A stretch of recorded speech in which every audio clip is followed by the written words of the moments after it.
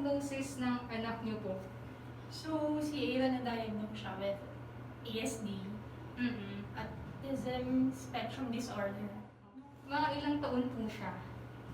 Magpo-4. So, parang November yata siya na-diagnose. December yung birthday niya. So, yun. Magpo-4 years old. So, before neurofeedback po, ano yung mga interventions yung ginawa niyo na po after ma-diagnose po si Aaron? Okay, so after ma-diagnose, ang unang ni-recommend ng DepEd is OT, occupational therapy. Hindi niya muna sinabi na mag-speech therapy kasi masyadong si Aaron hyper. So kung hindi daw mapapaupo ng maayos, hindi siya mag-behave. Tawag doon, hindi siya makikinabang sa speech. So the following year, nung pagbalik namin sa DepEd, na medyo behave na si Aaron ng konti, doon niya sinuggest na ipagsabay yung OT tsaka speech. So, how many years po yung intervention niyo bago malaman tong neurofeedback? Okay, so nag-start kasi yung intervention niya, halos 4 years old na siya nag-OT, and then 4 years old. Nag-start siya mag-neurofeedback, magsi 7 years old na siya. So, more than 2 years na siya nag-OT, and magto 2 years na rin siya ng speech before siya nag-neurofeedback. So, ano po yung mga improvements po na na-achieve nila before neurofeedback po? Actually, may improvement naman in terms of behavior and speech. Pero medyo mabagal kasi talaga. And I think na magsi 7 years old na siya. Masyadong delayed, lalo na sa speech at sa communication skills. Kulang na kulang pa talaga si Aaron. May napansin po ba kayo na hindi na-achieve na goals ng bata despite the interventions done before? Kulang na kulang yung sa communication skills niya. As in, hindi siya makabuo ng isang buong sentence. Minsan kapag halimbawa, tawag doon, may nasabi siya ng 3 words na sentence. Tuwang-tuwa na ako na kasi tinatawag ko na agad yun kay Daddy. Uy, Daddy, sabi ni Aaron ganyan. So, ganun talaga kapag nakakapag-express siya pa unti-unti, ang laking achievement na nun. Paano niyo po nalaman ng neurofeedback therapy?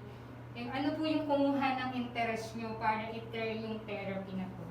Actually, yung OT niya, si Teacher Jelay Castillo, I think affiliated siya sa Magis before. So, siya yung nag-suggest na, Mami, try kaya natin yung brain map. Brain map lang yung pinapatry niya sa amin. Para makita natin yung diagnosis kay Aaron, baka makatulong sa therapy. And then, nung nagpunta na kami dito, doon namin nalaman na hindi lang pala siya brain map. Kumbaga, una lang yung brain map para ma-assess yung conditions ng mga brain waves niya. And then, we need neurofeedback therapy para ma-correct yung mga deviations. Nag-research kami sa YouTube. Ano ba yung neurofeedback? Kasi wala talaga kami idea. Ayun, nakita namin, mukhang okay naman. Sige, try natin. Parang try natin. Pero, thankfully, we tried. Yes. What year po kayo nag-start with neurofeedback? So, before siya mag-7, siguro mga magta-2018 na nun. Parang latter part ng 2018. Okay, ano po yung mga gradual progress na nangyari po kay Aaron nung ginawa niyo po yung neurofeedback, nung tinry niyo po? Nung tinry yung neurofeedback, ang una ko napansin sa kanya right after ng first session niya, nakatulog talaga siya. Sabi ko, parang napagod siya. Parang napagod siya. And then, slowly, nakita namin parang nag-improve yung behavior and then yung mas marami na siyang nasasabi. And even yung mga therapies niya, OT siya ka speech, sabi nila, ang bilis ng naging improvement niya when he started neurofeedback therapy. Ano naman po yung napansin based po sa school performance po? As a school performance, that time kasi si Aaron is kinder. So, same din lang. Kumbaga parang mas nakapag-focus siya. Mas naging less yung hyperactivity niya. Tsaka mas parang nakaka-follow na siya ng instructions. Kasi although, parang full inclusion siya dun sa school kasama ng mga regular kids, meron pa din talaga siyang alalay or parang bantay, ganyan. So, sabi, sabi nila is okay, mukhang maganda yung improvement na nakita nila. Anong nagawa po ng neurofeedback for your child na hindi na-resolve ng ibang therapy before? Actually, nakatulong talaga yung neurofeedback. Hindi ko naman masasabing hindi talaga na-address before. Although, mas bumilis talaga yung improvement niya nung nag-neurofeedback siya. Okay po. Kamusta naman po yung child niyo now and ano po yung difference sa kanya before neurofeedback and after neurofeedback? Before neurofeedback, talagang hindi mo siya makakausap. I mean, hindi niya ma-express yung gusto niyang sabihin. At yun siguro yung naging dahilan kung bakit grabe din yung tantrums niya. Kasi hindi siya maintindihan. Kapag hindi mo ma-express, di ba, masama yung ulo mo, ganyan. So, lagi siya nag-slam the door, marami siyang ginagawa na na talagang minsan nakaka-frustrate din sa amin bilang lagi niyang kasama. So, ngayon, kung mapapansin mo, talagang nakakausap na si Aaron ngayon nakakapag-express na siya. Nasasabi na niya yung thought ng gusto niyang sabihin, although meron pang mga kailangang i-correct sa mga grammar-wise, ganyan. Pero at least ngayon, nakakapagkwento na siya. Na hindi namin ma-imagine dati na pwedeng palang mangyari. Kasi mag-7 years old na siya. Ang sabi kasi sa amin noon, hanggang 7 years old, mabilis pa yung learning capacity.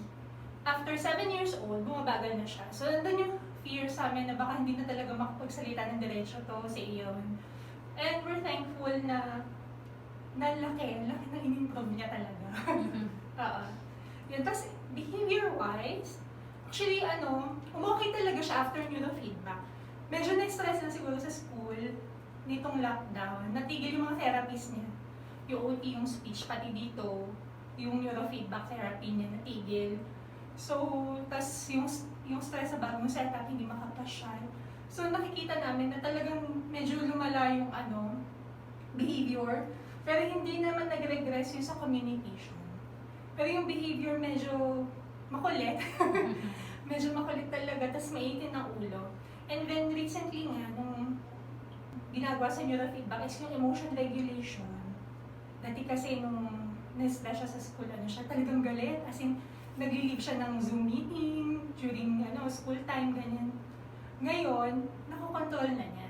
At least. Kumbaga nung matapos yung brain sites about emotion regulation, nakokontrol na niya. Hindi na siya nag-leave ng meeting, although minsan nagagalit na din siya. Pero at least ngayon, nakakalma na niya yung sarili niya.